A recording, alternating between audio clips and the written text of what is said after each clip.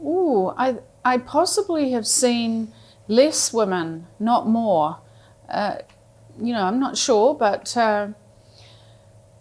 yeah, I think there could be more women involved and more women who vape represented in the discussions and on the panels. Mm-hmm. Yeah.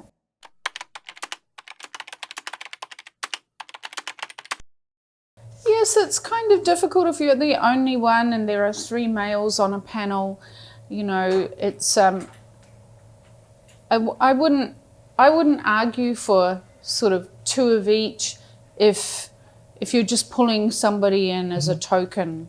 It's important to have people who can speak well, and not that women can't, but there are so many men who are in the work.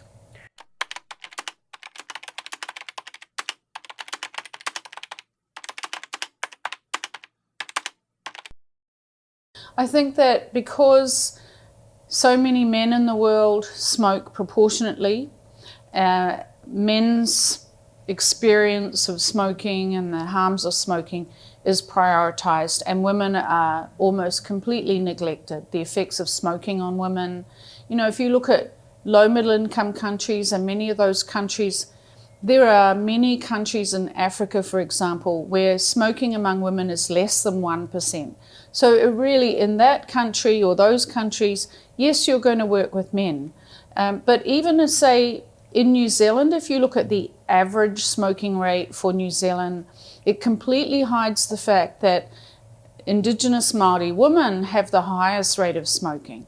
So it's important to look at the stats, how many men smoke, how many women smoke. So China, for example, used to be 3% of women smoked. Over 50% of men smoked.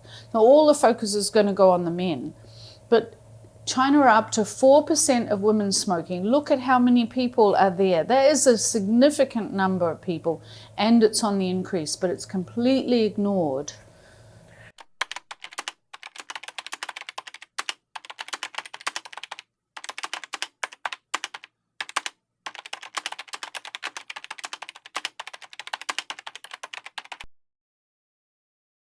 Unfortunately, the person that was sent to, represent New Zealand for COP and was a woman, but a very young person, and they must have made some decision to not make any waves and just say something acceptable. New Zealand should have taken a leading role in pushing for harm reduction and the recognition. It is already in the Framework Convention on Tobacco Control to use a harm reduction approach, and New Zealand should have spoken up for that, but they just seem to have rolled over.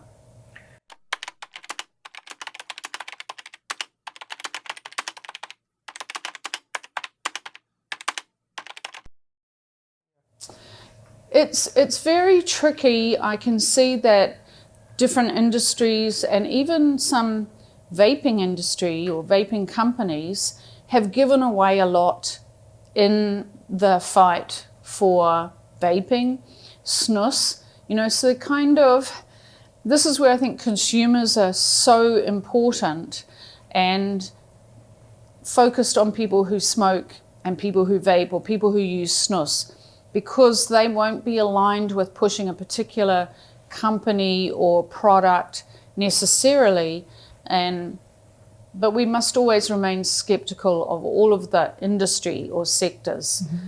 So vaping is going to fight for, let's get vaping through. And if that means that they agree with banning snus, then maybe they do. And the tobacco companies that have vaping products, well, you can see how they have supported certain regulations and taxes that have led to independent industry being squeezed out, and I don't agree with that.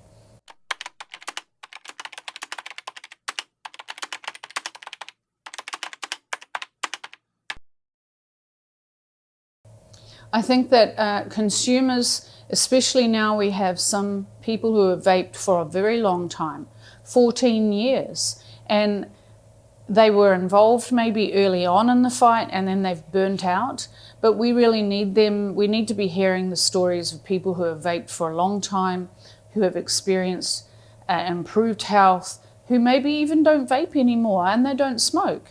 But we need them to also tell their stories.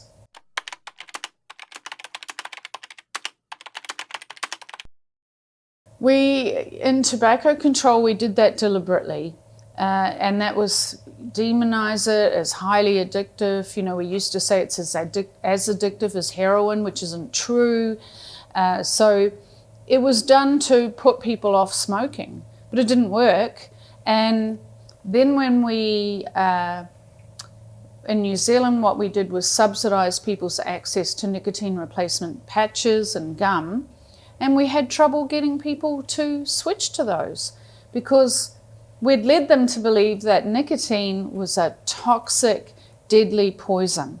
And we're still struggling to turn that around. Even the doctors, I used to train people, doctors and nurses, and I used to teach that. That's what I was taught. And then I passed that on. And it's very hard to go back and convince them that actually we were lied to, and what I taught them, what people have been teaching for a couple of decades now, was not based on evidence.